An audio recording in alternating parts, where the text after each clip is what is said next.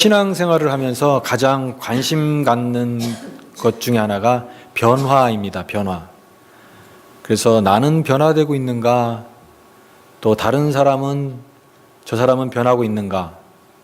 나에 대한 그 변화의 관심보다는 다른 사람에 대한 변화가 주로 관심이 많죠. 저 사람 저 변했는가? 예수 믿으면서 변했는가? 그래서 저 사람이 옛날에 비해서 참 많이 변했다. 그렇게 얘기하고, 또 아직 안 변했다, 똑같다, 이렇게 얘기도 하고 그렇습니다. 근데 우리가 추구하는 이 변화는 변질이 아니라 변화입니다. 변질은 나쁜 방향으로 가는 걸 변질이라고 하고, 변화는 옳은 방향, 좋은 방향으로 진일보하는 것이 변화입니다. 그래서 우리가 추구하는 것은 하나님 안에서 아름다운 이 변화를 추구하는 겁니다. 그래서 변화는 우리 마음의 중심이 변하는 것, 또 삶의 방향이 변하는 것, 이런 모든 것들을 다 포함하는 그런 변화, 이런 변화를 우리가 추구를 합니다. 그런데 질문이 있습니다. 사람이 변할까? 거기에 대해서 생각들이 많을 겁니다.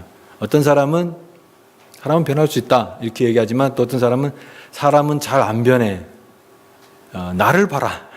참 안 변한다. 사람이 변하는 게 참 어렵다, 이렇게 얘기를 합니다. 그렇지만 이렇게 얘기할 수 있습니다. 성격은 참 변하기 어렵지만 성품은 변화될 수 있다라는 겁니다. 다시요. 성격은 변하기 어렵지만 성품은 얼마든지 변화할 수 있다. 그래서 성경에서도 보면은 항상 성품을 변화시키는 그런 것이 많이 나옵니다. 그리고 성령의 열매도 그런 얘기죠.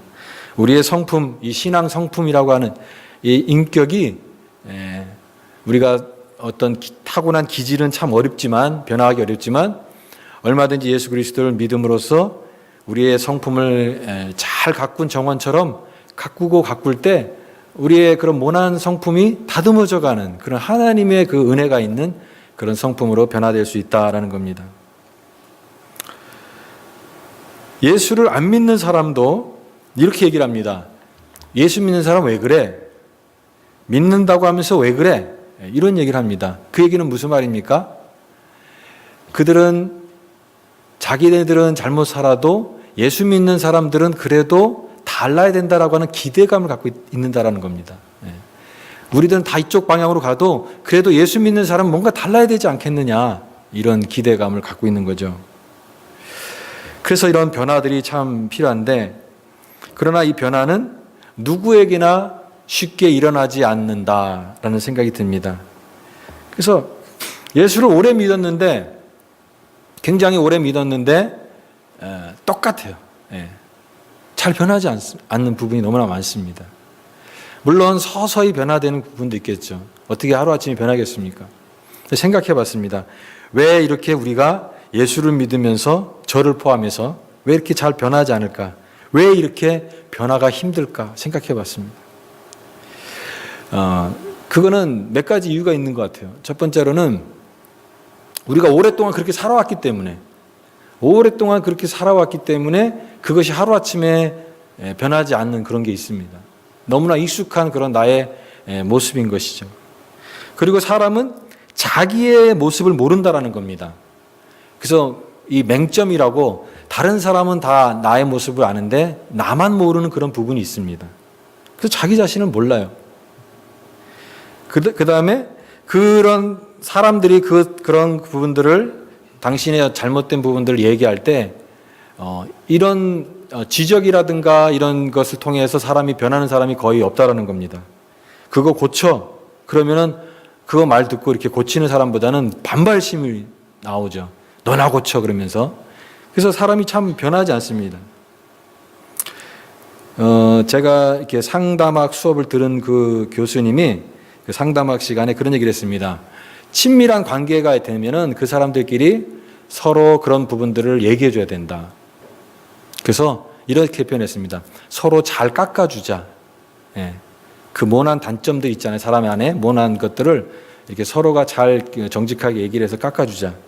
근데 그것도 참 어려운 것 같아요. 왜냐하면 정말 그 사람이 잘 깎아주면 다듬어지겠지만 이게 서툴게 깎으면 어떻게 되겠습니까? 움푹 파놓으면 이게 상처가 되잖아요. 예. 마치 그 실력 없는 미용사가 머리를 확 자르면 여기 땜빵이 생기는 것처럼 내 마음속에 움푹 상처가 생기면 그걸 가지고 우리가 이 변화되기는 참 어렵다라는 생각이 듭니다. 그래서 변화는 결론적으로 힘들다. 예. 참 쉽지 않다. 사람이 변하는 거는. 그래서 우리는 신앙생활을 하고 교회 생활을 오래 하지만 여전히 옛날에 있는 모습 그대로 내 안에 있는 그 모습이 변하지 않고 그게 오히려 굳어질 수 있는 그런 모습이 있을 수 있습니다. 그러나 여러분, 그럼에도 불구하고 성경은 변화의 책입니다. 성경은 어떻게 말하면 변화된 사람들이 너무나 많아요. 변화된 사람들의 모음집이 성경입니다. 다 하나님께서 변화시켜서 그 사람들을 통해서 하나님의 역사를 이루어 가시는 그 책을 모은 게 바로 성경이에요. 변화의 책입니다. 그래서 변화는 어렵지만 그럼에도 불구하고 은혜 안에 변화된 사람들이 너무나 많다라는 것입니다. 그래서 오늘은 이 변화된 사람들의 모습을 통하여 하나님이 우리에게 주시는 이 교훈을 생각해 보기를 원합니다. 어떤 학자는 이 사도행전 9장 이 내용이 너무나 장엄하고 너무나 장엄한 내용이라서 이것을 분석할 그런 대상이 아니다 이렇게 얘기합니다. 그러나 저는 이 말씀을 통해서 우리가 참된 변화를 추구한다고 한다면 여기서 몇 가지 생각해 보고 싶습니다. 그게 뭐냐면 변화는 변화의 시점이 있다라는 겁니다. 변화의 시점. 원래 여러분 회개라는 말은 메타노이아라고 하는 헬라어인데요. 이것은 가던 길을 돌이키다라는 뜻이 있습니다. 회개는 후회와 자책과 다른 것이 그냥 후회하고 하는 것은 그냥 가던 길을 잠깐 멈추고 다시 가는 것이지만 회개는 무엇입니까? 가던 길을 돌이키는 겁니다. 가던 방향을 돌이키는, 터닝하는 거예요. 그 터닝 포인트와 같습니다. 지금까지 살던 방향을 돌이키는 그 부분이 반드시 있다라는 것입니다. 오늘 바울이 되기 전에 그의 이름은 사울이었습니다. 이제 사울이 다메섹으로 이제 올라가는 과정 속에서 오늘 본문이 나옵니다. 그 당시에 그 다메섹이라고 하는 지역은요, 그 당시에는 교통수단이 불편했기 때문에 오늘날로 말하면 외국입니다. 외국. 그러니까 말하자면은 저기 멕시코까지 가가지고 사람을 잡아와야 되는 그런 건데 바울이 얼마나 열심히 특심이었는지 거기까지 가가지고 외국까지 가가지고 예수 믿는 사람들을 잡으려고 기독교도 체포령을 가지고 공문을 가지고 예수 믿는 사람들을 잡으려고 가는 길이었습니다. 그때 3절에 보니까 하늘에서 호련히 빛이 그를 비추는지라. 바로 빛을 만나게 됩니다. 나중에 바울이 그 이 사도행전에도 여러 부분 그 얘기를 다시 반복을 하는데 거기에 보면은 큰 빛이라고 얘기했습니다. 큰 빛. 그러니까 이것은 태양빛보다 더 밝은 빛이에요. 우리가 태양을 눈으로 볼 수 없죠. 그것보다 더 밝은 빛, 그 빛을 만나게 됩니다. 그래서 빛으로 찾아오셨다는 거예요. 빛으로 하나님께서 그의 삶 가운데 그 다메섹으로 가는 그 삶 속에 하나님께서 빛으로 찾아오셨는데 빛으로 찾아오셨다는 것은 그가 지금 어둠 속에 있는 것이고 잘못된 방향으로 인생의 방향을 잘못 살고 있다는 것을 알게 해주기 위해서, 깨닫게 해주기 위해서 하나님께서 예수님께서 빛으로 찾아오셨다는 것입니다. 요한복음 1장을 보시면 빛은 하나님의 말씀은 빛이라고 했습니다. 그 빛이 세상에 왔을 때 어둠이 깨닫지 못하더라고 얘기했습니다. 빛과 어둠을 얘기하고 있습니다. 하나님께서 빛으로 이 세상을 찾아오셨을 때 어둠은 그것을 거부하고 어둠은 깨닫지 못하는데, 그러나 빛을 통해서 인생의 방향과 인생의 목적과 우리가 무엇을 위해 살아가야 될지를 분명히 깨닫는 사람의 삶 속에는 이와 같은 변화가, 회개가 일어나게 된다라고 말씀하고 있습니다. 바로 빛으로 찾아오셨어요. 이 살기 등등한 이 바울에게 하나님께서, 주님께서 빛으로 찾아오셔서 환한 빛으로 그의 그 삶 속에 그의 인생을 터닝하게 하시는 그 변화가 바로 이 시점이라는 것입니다. 지금까지는 어둠으로 살았습니다. 잘못된 방향으로 살았습니다. 자기가 옳은 방향으로 가고 있는지 알았습니다. 그런데 빛을 만나게 되니까 내가 지금 잘못된 길을 가고 있구나라는 것을 깨닫는 그 터닝 포인트가 됐다라는 겁니다. 여러분, 이런 삶의 변화와 역사는 저와 여러분의 삶 속에서 지금도 일어나는 것을 믿으시기 바랍니다. 어떤 사람에게는요, 예수를 안 믿는 사람도 있잖아요. 주님을 알지 못하는 사람, 그 사람에게는 어떤 변화가 필요합니까? 예수님을 인격적으로 만나는 그런 변화가 필요합니다. 그래서 정말 예수님이 나의 생명의 구세주라는 것을 알게 됐을 때 그의 인생이 달라질 수 있는 그 터닝 포인트가 되는 것이죠. 바로 그 시점입니다. 또 어떤 사람은 오랫동안 믿어왔지만, 그리고 교회를 오래 다녔지만 하나님 은혜가 뭔지도 모르고 우리가 이런 하나님 은혜에 대한 그 감격과 기쁨이 뭔지 모르고 그렇게 신앙생활을 하는 사람도 있을 수가 있다는 생각이 듭니다. 그러나 그런 사람에게도 어느 날 하나님께서 말씀과 사건과 환경을 통해서 그에게 나타나시면 그에게 터닝 포인트가 일어날 수 있다는 거죠. 얼마든지 일어날 수 있다는 것입니다. 그의 변화의 시점이 바로 그 장면입니다. 오늘 말씀을 통하여 깨닫는 것은 또 뭐냐면 가장 변하기 힘든 사람도 변화될 수 있다라는 겁니다. 가장 변하기 힘든 사람도 변화될 수 있다. 여러분, 어떤 사람은 참 변하기 어려운 그런 사람이 있습니다. 제가 예전에 그런 사람 만났어요. 목사님, 저를 변화시키려고 하지 마세요. 저는 변하지 않을 겁니다. 이렇게 얘기하는 사람이 있었어요. 그래서 제가 그러세요. 자유롭게 하십시오. 그렇게 얘기했습니다. 변화하지 않겠다라는 거예요. 이 단단한 호두 껍질같이 딱딱한 사람이 있어요. 여러분, 성경에서도 이사야 말씀에도 보면은 부드러운 사람이 있고요, 딱딱한 사람이 마음이 이렇게 딱딱한 마음이 있다라고 얘기합니다. 주님께서는 토기장이인데 토기장이가 좋아하는 것은 부드러운 흙입니다. 이렇게 만지면 만지는 대로 다듬어지는 그 흙. 그러나 어떤 사람은요, 딱딱한 흙이에요. 정말 너무나 딱딱해서 이렇게 만지기가 힘든 거예요. 다듬어지지가 않는 그런 단단한 그런 사람.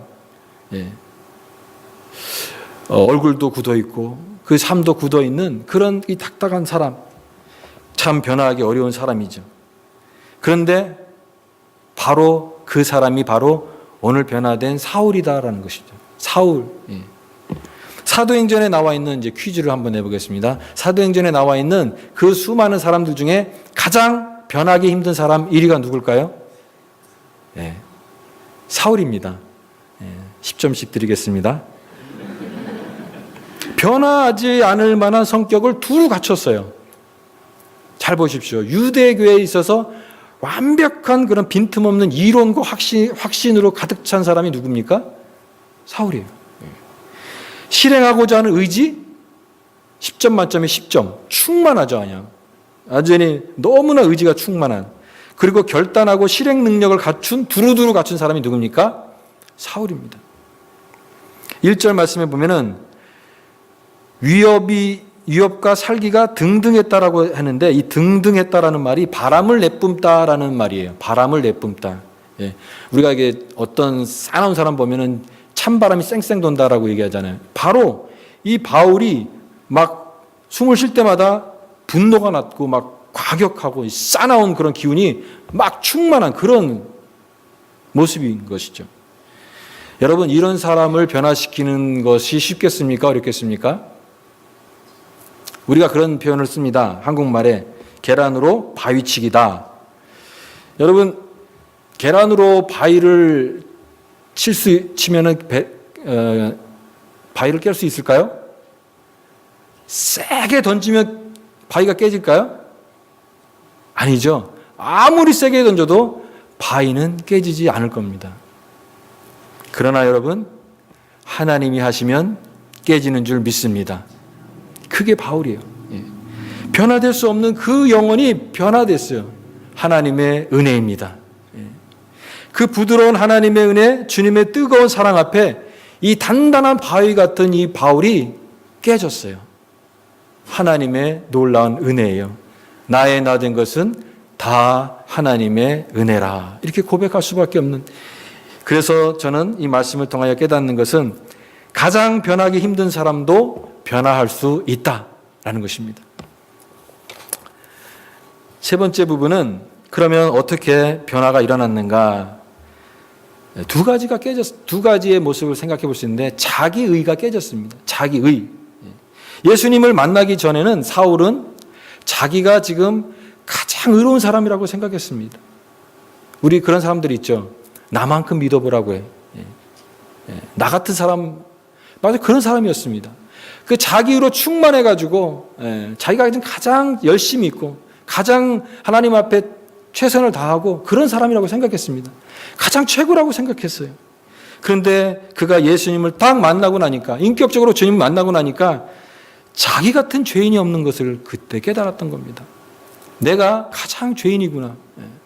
내가 가장 높은 위치에 있는 줄 알았는데 사실은 실상은 가장 못된 사람이고 가장 나쁜 사람이고 가장 밑바닥에 있는 죄인 중에 괴수와 같은 게 바로 내 모습이구나. 그걸 깨달았다는 거죠. 바울은 이 변화를 통해서 그가 발견한 것은 결국은 자기 자신의 모습입니다. 자기 자신의 모습을 그제서야 보게 된 것입니다. 주님께서 빛으로 오셨어요. 그분은 주님께서는 말씀으로 찾아오셨습니다. 빛으로 찾아오시고 말씀으로 찾아오시고 그에게 말씀하십니다. 그래서 바울은 자기 모습을 하나님의 말씀과 빛을 통해서 자기 자신의 모습을 보게 된 거죠. 무엇을 본 것입니까? 그동안 내가 얼마나 잘못 살아왔는가? 내가 말씀을 알았지만 바로 깨닫지 못했구나. 내가 열심히 있었지만 그게 다 잘못된 열심이었구나.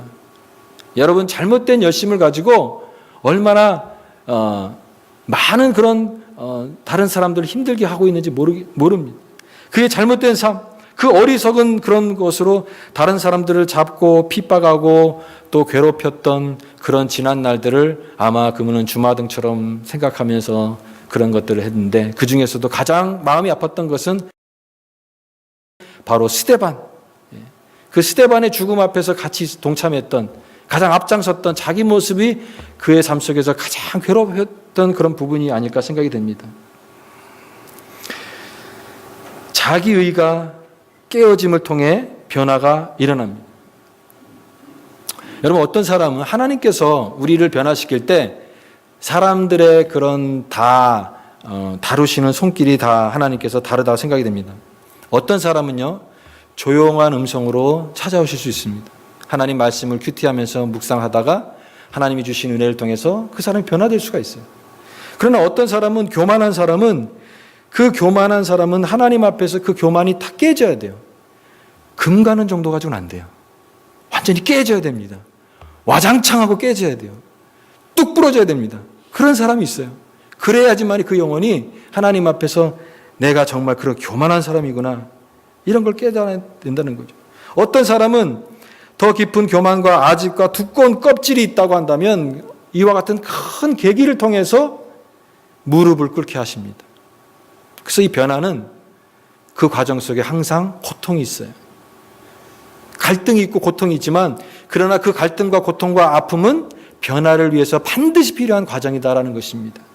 그 깨어짐을 통하여, 그 아픔을 통하여 비로소 자기 자신의 모습을 그제서야 볼 수 있기 때문에 그렇습니다. 그래서 자기 자신의 모습을 통해서 그는 이제 변화의 길로 나아갈 수 있게 되었습니다. 그렇다면 마지막 부분은, 이 같은 변화의 사람은 그 후에 무엇이 달라졌는가? 무엇이 달라졌는가? 사도행전 9장에 있는 이 바울의 삶은 9장 이전과 9장 이후의 삶은 완전히 달랐습니다. 그 얘기는 무슨 얘기입니까? 다시는 전과 같이 살지 않았다는 얘기입니다. 여러분, 변화는 그것입니다. 여전히 살던 그런 삶에서 돌아선 사람은 그 전과 같은 삶을 살아갈 수가 없는 것이죠. 그것이 참된 변화의 모습입니다. 그 마음에 분노가 있고, 이 앵거가 있고, 또 그런 분노를 가지고 예수 믿는 사람들을 잔멸하려고 했던 이 사울의 강팍한 마음속에 주님께서 사랑으로 찾아오셨을 때 분노가 아닌 은혜의 빛으로 그의 분노를 다 녹이셨습니다. 이제는 다메섹으로 예수 믿는 사람들을 잡아 죽이려고 했던 그 길이 이제는 예수 그리스도 앞에 사로잡혀서 이방을 위해서 복음을 전하는 복음의 사도로 부름을 받는 그 길로 변화가 되었습니다. 이같이 참된 변화는 내가 가던 인생의 삶의 방향이 돌이켜져서 바른 방향으로 삶의 의미와 분명한 목적과 무엇을 위해 살아가야 될지 아는 분명한 방향으로의 변화가 그것이 진정한 변화의 길이 되는 것입니다. 그러나 저는 이 모든 것보다도 가장 중요한 변화가 무엇이냐라고 했을 때 그것은 주인이 바뀐 것이다. 어떻게 해요? 주인이 바뀐 것이다. 그 전까지는 사울의 삶 속에 누가 주인이었습니까? 자기 자신이 주인이었습니다. 내가 열심히 했던 의였어요. 나의 의를 위해서, 내 열심을 가지고, 내 공로를 위해서 그렇게 달려갔던 사람이었습니다. 그런데 그가 예수님을 만나고 나서는 인생의 주인이 바뀌었습니다. 누가 주인이었냐면 이제는 그의 안에 예수님이 주인이 되셨습니다. 이게 변화예요. 그래서 사도행전의 이 바울은 나중에 갈라디아서 2장 20절에 이렇게 고백합니다. 우리가 잘 아는 말씀이죠. 내가 그리스도와 함께 십자가에 못 박혔나니 그런즉 이제는 내가 사는 것이 아니요 오직 내 안에 그리스도께서 사시는 것이라. 이제 내가 육체 가운데 사는 것은 나를 사랑하사 나를 위하여 자기 몸을 버리신 하나님의 아들을 믿는 믿음 안에서 사는 것이라. 나는 죽었다라는 거예요. 바울은 이 사도행전 9장 다메섹 도상에서 죽었습니다. 예수님과 함께 죽었어요. 예수님과 함께 죽었습니다. 그리고 나서 그는 예수 안에서 다시 사는, 나는 죽고 예수로 사는 삶의 새로운 변화가, 이 터닝 포인트가 여기서 생겨나게 된 것입니다. 나의 육신을 껍질로 사용해서라도 내 안에 오직 그리스도의 생명만이 드러나게 하여 주옵소서. 그 간절한 바람이 진실이 되었을 때 하나님이 바울을 쓰셨습니다. 그의 삶 속에 주인이 되셨어요. 그의 삶 속에 그의 고백을 통하여서 하나님께서 바울의 인생에 완전한 변화를 일으키시고 하나님의 역사의 아름다운 도구가 되게 하셨습니다. 오늘 저는 말씀을 마치면서 우리도 이와 같은 변화의 사람이 되기를 원합니다. 여러분, 예수 믿으면서 무엇이 달라졌습니까? 나는 죽고 예수로 사는 사람, 이와 같은 터닝 포인트가 저와 여러분의 삶 속에서 날마다 일어날 수 있기를 바랍니다. 여러분 중에 예수님을 알지 못하는 사람이 있습니까? 주님을 인격적으로 만나지 못한 사람이 있습니까? 여러분, 그런 사람에게 제가 도전합니다. 여러분의 인생길을 걸어가는 것이 아니라 주님께 터닝하십시오. 가던 길을 터닝하십시오. 또 여러분 중에 예수를 믿으면서도 그러나 내가 여전히 주인이어서 나의 욕심에 이끌려서 나의 원하는 삶을 살려고 그렇게 노력하는 그런 삶이 있다면 여러분 다시 한번 재헌신을 하며 하나님 앞에 여러분의 삶을 터닝하시기 바랍니다. 가던 길을 돌이켜서 이제는 주님이 원하시는 그런 삶으로 나는 죽고 예수로 사는 사람. 내가 죽어질 때 내 안에 예수님께서 살아나시고 내 안의 삶 속에서 주님이 나를 위해서 나를 통해서 하시는 일들을 경험하게 될 것입니다. 오늘 바울처럼 하나님은 우리 인생을 지금도 부르고 계십니다. 내 주관으로 가던 방향, 내가 원하는 방향으로 가던 그 삶 속이 아니라 이제는 주님께 돌아갑시다. 우리 모두 변화된 믿음의 사람들이 되시기를 간절히 바랍니다. 기도하겠습니다. 하나님 아버지, 감사합니다. 오늘도 주님께서 이 사도행전 말씀을 통하여 변화된 사람, 참으로 하나님 앞에 변화된 믿음의 사람으로 저희들을 부르시고 계시는 것을 믿습니다. 오늘도 우리의 삶 속에 이와 같은 변화가 있게 하시고 주님 앞에 나는 죽고 예수로 사는 사람, 이제 내 안에 사는 것은 예수 그리스도라 참된 고백을 가지고 주님 앞에 쓰임받는 복된 믿음의 성도들 다 되게 하여 주옵소서. 감사드리며 예수님의 이름으로 기도드리옵나이다. 아멘. 우리 이제